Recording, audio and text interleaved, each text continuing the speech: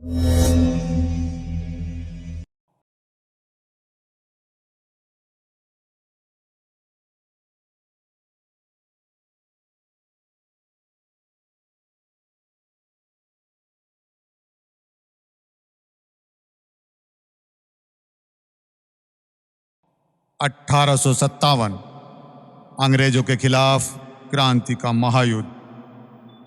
जब अंग्रेज भारत की रियासतों पर कब्जा करने के साथ साथ औरतें, बच्चे, बूढ़े और गरीबों पर अत्याचार कर रहे थे, तब सभी राजा महाराजा अपनी रियासतों को अंग्रेजों से बचाने में लगे थे। तब एक गरीब लड़का अंग्रेजों के सामने क्रांति की चिंगारी बनकर आया और उस चिंगारी का नाम था बांके जमाल।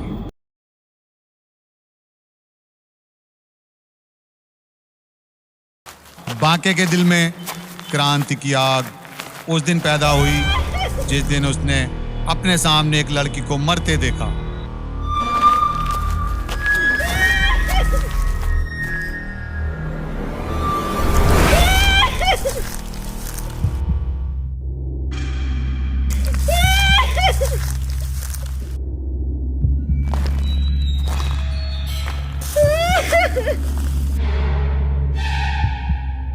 लड़की कौन है तू और इस जंगल में क्या कर रही है? बोल।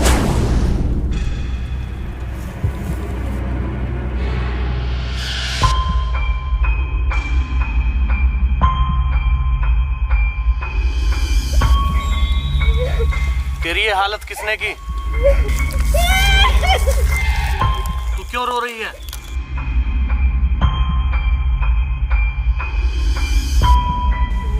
बोल, क्या हुआ तेरे साथ?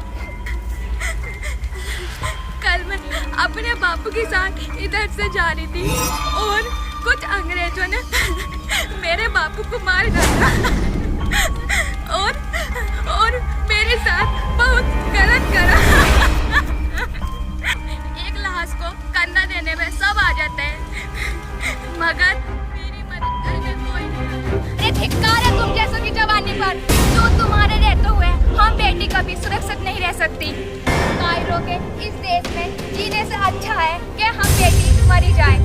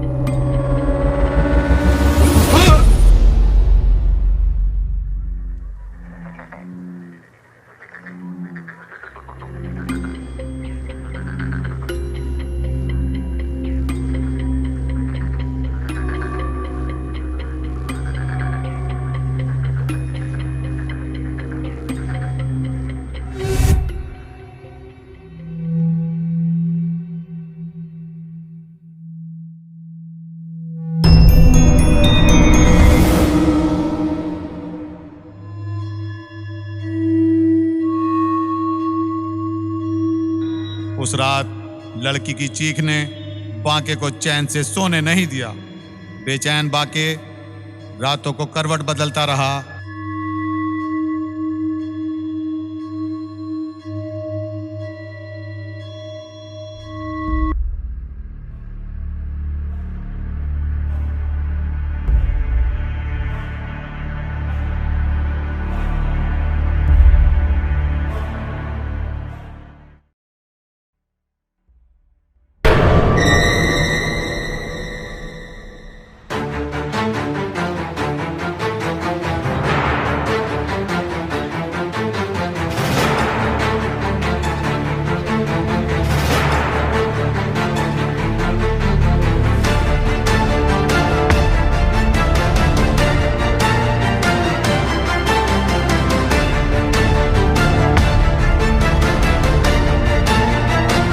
आखिरकार बांके ने अंग्रेजों के जुल्म के खिलाफ तलवार उठा ली।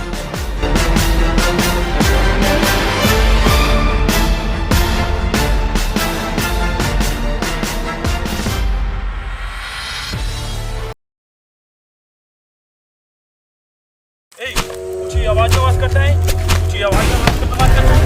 गाड़ी से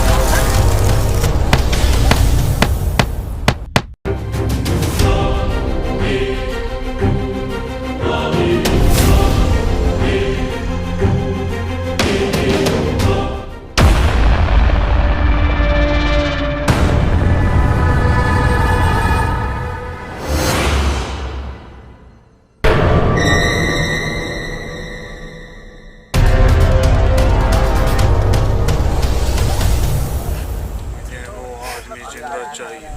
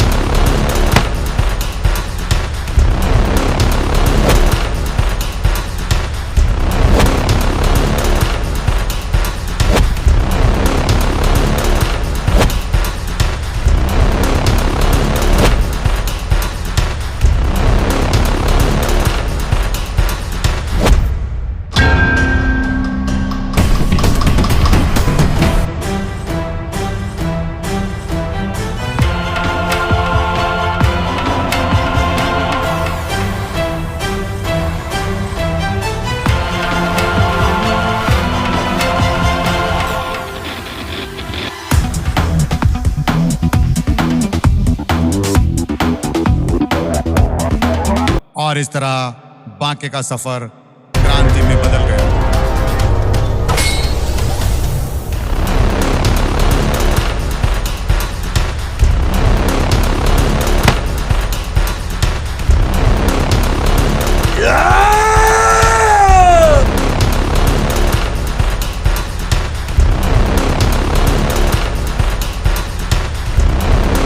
बांके ने अंग्रेजों को चुन चुन कर मारना शुरू कर दिया। बांके का खौफ अंग्रेजों में इस कदर बढ़ गया, बांके का नाम सुनते ही अंग्रेज भागने लगे।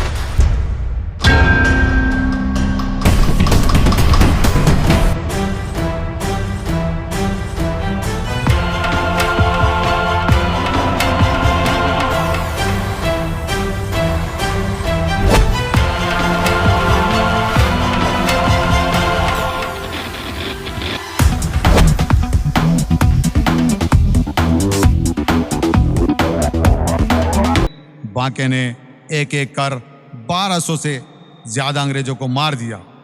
इस बीच बांके की मुलाकात कुछ क्रांतिकारियों के मुखिया हरपाल सिंह से हुई। बांके की वीरता और साहस को देखते हुए हरपाल सिंह ने बांके को मुखिया घोषित कर दिया। उधर बांके को लेकर ऊपर से अंग्रेजों पर दबाव बन रहा था। बांके बांके बांके, मुझे बांके चाहिए, जिंदा या मुर्दा। बांके को पकड़ने का केवल एक ही रास्ता है सर, बांके के सर पे इनाम रख दिया जाए। इनाम होगा तो लालच होगा, और लालच के चक्कर में कोई ना कोई हमें बांके का पता बता ही देगा। तो आज ही इनाम की घोषणा कोने कोने तक कर दो, मुझे हर हाल में बांके चाहिए।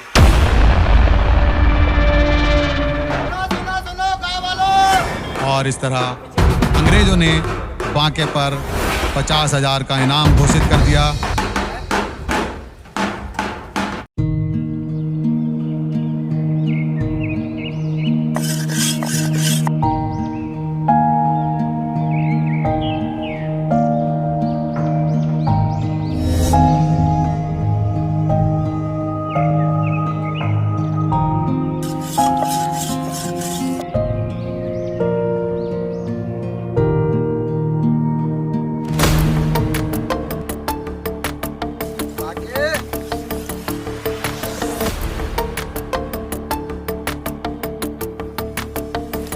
मशहूर हो गया रे बांके।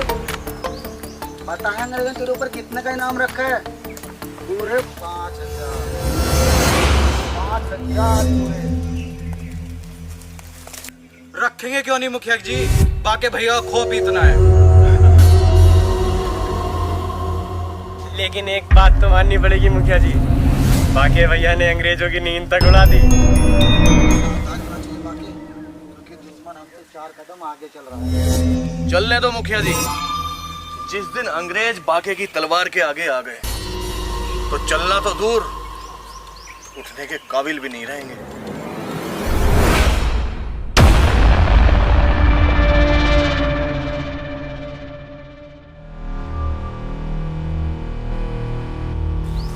अरे ताऊ कौन, कहाँ से आए हो? मैं बेटा पास के ही गांव से आया हूँ अपनी बेटी की शादी का न्योता देने के लिए। आपको यहाँ का पता किसने दिया? ये लोग मुझे जानते हैं। चलिए आइए। अरे मुखिया जी, ये ताऊ पास के ही गांव से आए हैं अपनी बेटी की शादी का न्योता देने, और कह रहे हैं कि आपको जानते हैं। अरे बांके भैया, ये तो वही चाचा हैं जिसने हमें भूड पे पानी पिलाया था। अरे चाचा आप यहाँ कैसे आए हो? सब ठीक तो है ना? हाँ ठीक है बेटा, लेकिन मैं अपनी बेटी की शादी का न्योता देने के लिए आया। चाचा हम शादी में आ तो जाते, पर इस समय हालात कोई ठीक नहीं है। रुको मुखिया जी, हम जाएंगे, जरूर जाएंगे। पर बांके चाचा आप शादी की तैयारी करो।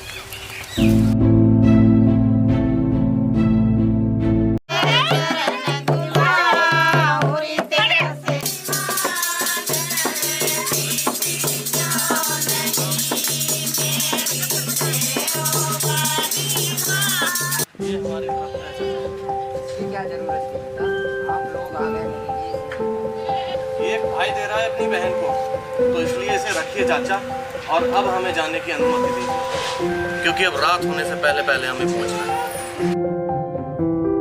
संभल के जाना बेटा।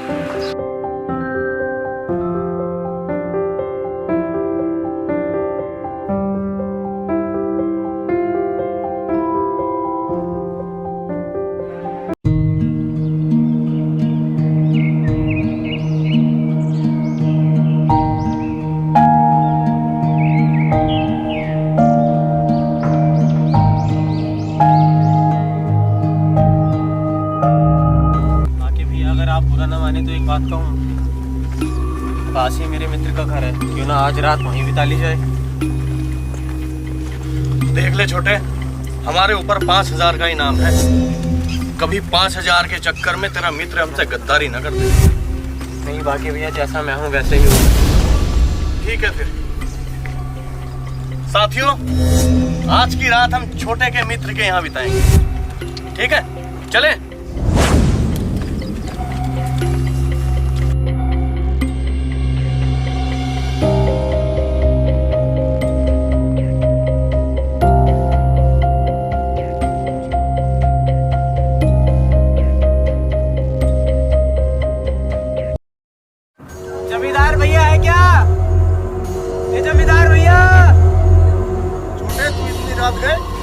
भाई मुझे तुमसे कुछ काम है। और क्या काम है?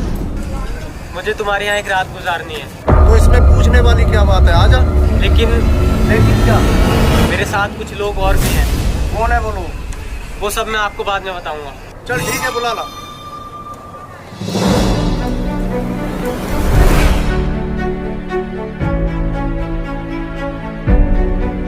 आगे भैया।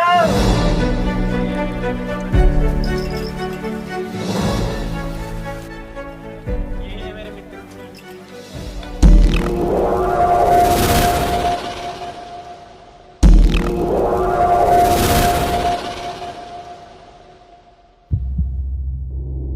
अबे तू पागल हो गया है? किसको साथ लेकर आया है? अंग्रेजों ने इसके ऊपर 5000 का इनाम रखा है। तुझे भी गोली मारेंगे और साथ साथ में मुझे भी मारेंगे। तुम जमींदार हो, इस मिट्टी का दर्द तुम क्या जानो। अगर इस मिट्टी की आज़ादी के लिए मुझे मौत से भी मिलना पड़े तो मैं हंसते हंसते मिलना पसंद करूँगा। नहीं जीनी मुझे वो जिंदगी जिस जिंदगी में गुलामी की जंजीर पहननी पड़े। सर झुकाकर जीने से अच्छा है सीने पर गोली खाकर मरे। इससे आने वाला इतिहास हमें कायर नहीं शहीद कहकर बुलाए। तुम बस इनके खाने और सोने का इंतजाम करा दो। बाकी भैया ये अपने यार का घर है। आज की रात चैन से सो। पर आप सोच क्या रहे हो? सोच कुछ नहीं रहा यार। ये आवाज कैसी?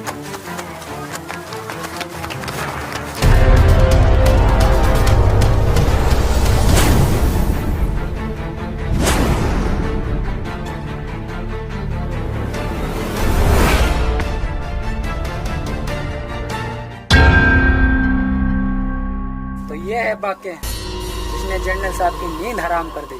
अब तक तो दूर था, अब तो तेरे जर्नल के सामने रहूंगा। उसकी नींद तो क्या, तेरे जर्नल का चैन तक छीन लूंगा। मौत की गिरफ्त में है, फिर भी आंखों में डर नहीं। ये आंखें मोहब्बत से डरती हैं, नफरत से नहीं। मौत का डर क्या होता है वो इसे हम बताएंगे। चलो।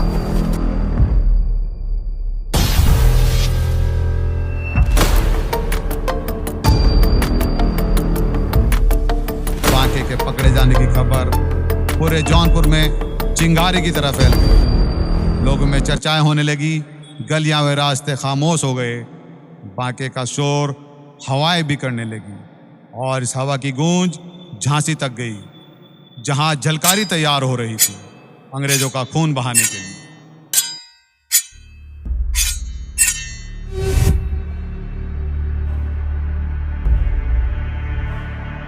महारानी की जय हो।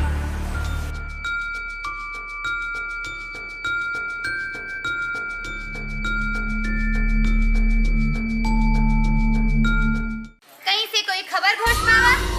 जौनपुर के जंगलों में अंग्रेजों ने कुछ क्रांतिकारियों को पकड़ लिया है। क्या? जी महारानी। वो क्रांतिकारी वीर कौन थे, कुछ पता चला? सबका तो पता नहीं महारानी, पर उनके मुखिया का नाम बाके है। बाके? जी महारानी, बाके एक ऐसा नाम जिसे अपने साहस और वीरता से अंग्रेजों की जड़ें हिलाकर रखा। सुना है महारानी, बाके ने अब तक 1200 से अधिक अंग्रेजों को मौत के घाट उतार दिया, जिसके कारण अंग्रेजों ने बाके को पकड़ने के लिए उसके सर पर 50,000 का इनाम रखा है।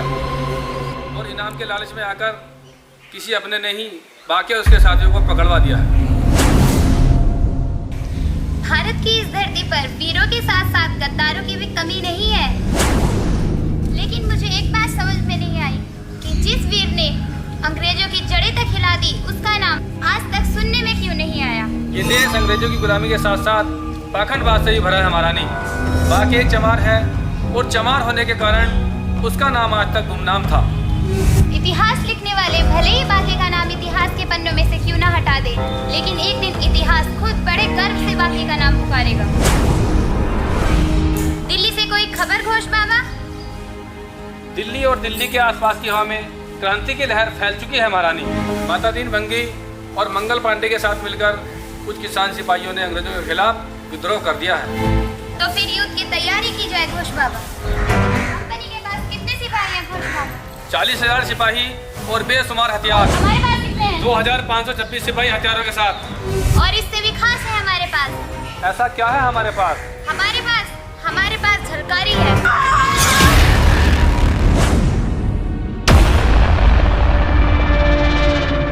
झलकारी की तलवार का आगाज दुश्मनों के लहू से होता है। तात्या गुरु को युद्ध का संदेश भेज दिया जाए घोष बाबा। जी महारानी। बांके के और साथियों का पता जानने के लिए अंग्रेज बांके के शरीर पर कोड़े बरसाने लगे।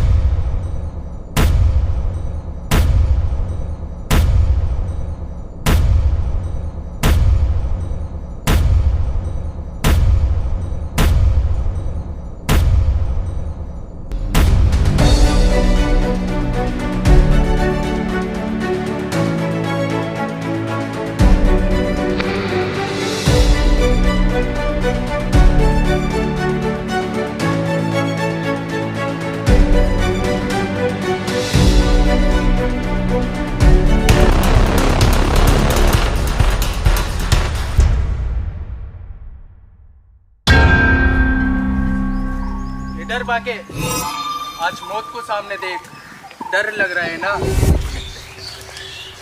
डरते वो लोग हैं जो जीने की तमन्ना रखते। हम तो हर रोज कफन बांधकर मौत का इंतजार करते हैं। जिस आज़ादी की तुम तमन्ना रखते हो वो तुम्हें कभी नहीं मिलेगी। गुलाम बनकर जियोगे तो जीते रहोगे, वरना इस मिट्टी में मिला दिए जाओगे। और हाँ, तुम्हारे इस भारत के कोने कोने पर हम राज करेंगे। जो भी हमारे खिलाफ आवाज उठाएगा वो मार दिया जाएगा।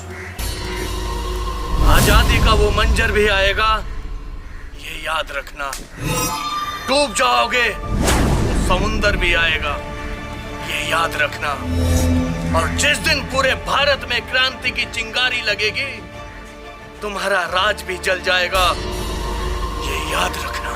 हम राज करेंगे तुम पर बाकी, तुम्हारे ही लोगों की वजह से। देखना चाहोगे वो लोग कौन है जिसकी वजह से तुम यहाँ पर हो?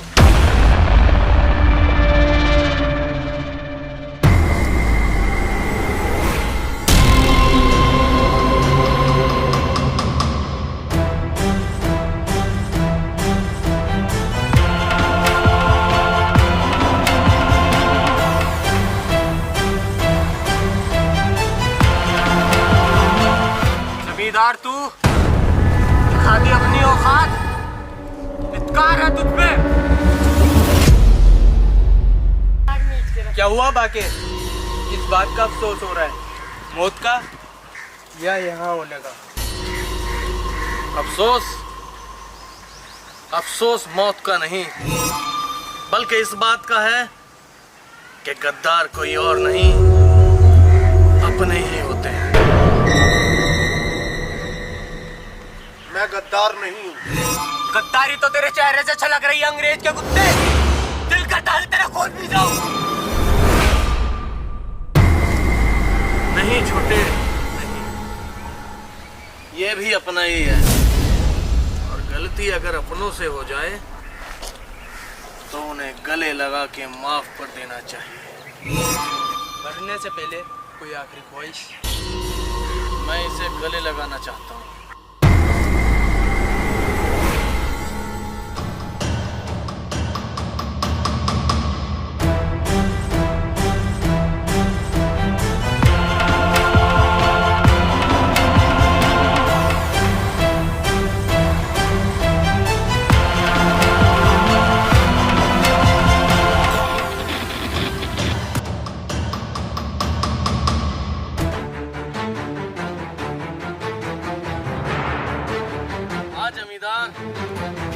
गले लग जा।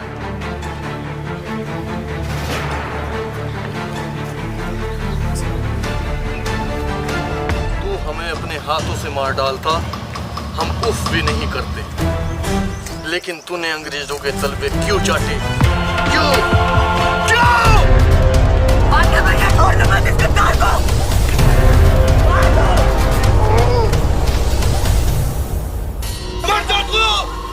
तुझे जीने का कोई अधिकार नहीं है। जिस दिन तुझ जैसे गद्दारों का ईमान जाग गया, उस दिन भारत में होने वाली हर एक सुबह आजादी की नई किरण बखेरेगी। ये याद रखना।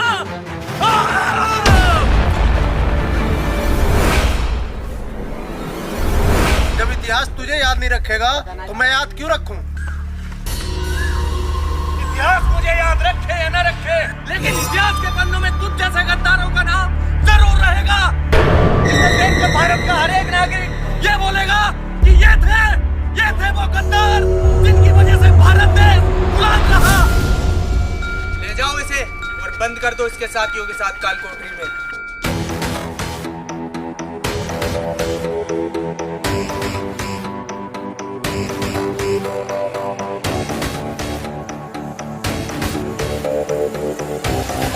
बांके को उसके साथियों से अलग रखा गया, जहां बांके के शरीर को जलती लोहे की रॉड से जख्मी किया गया।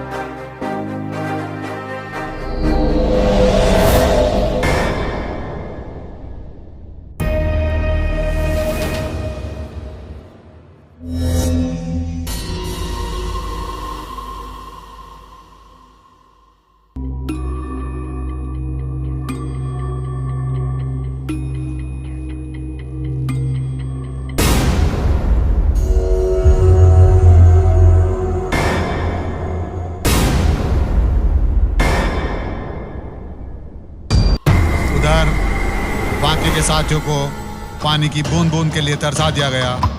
यह सिलसिला महीनों तक चला।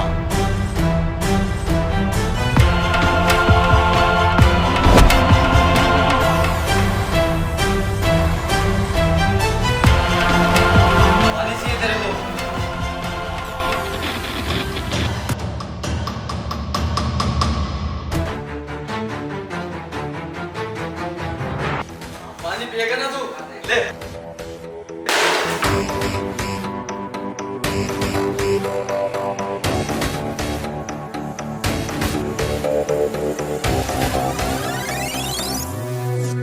पानी नहीं, तुझे मौत मिलेगी।